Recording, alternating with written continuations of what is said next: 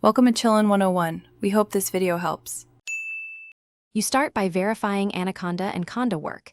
This avoids permission or path errors. Next, pick the folder you want Jupyter to serve from and note the absolute path. Once done, open the Anaconda prompt Windows or your terminal Mac OS/Linux with sufficient privileges. You will run initial commands here. This first step puts you in control of environment context and prevents confusion between user and system installs, so make sure the path is correct before moving on. You generate the Jupyter config file so you can change defaults without reinstalling. Run the generate config command. Once created, open Jupyter Notebook config. Py in a text editor.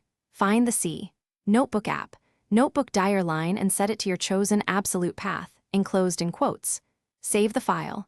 Make sure you use correct path separators for your OS. Windows needs backslashes, doubled, or raw strings, while Mac OS/Linux use forward slashes. These edits you finish by starting Jupyter from the same Anaconda prompt or navigator. It should open in your new directory. If it still opens the old location, stop the server and relaunch. Sometimes a cached session persists.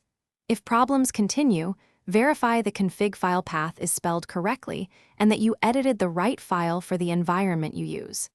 As a key troubleshooting tip, check file system permissions.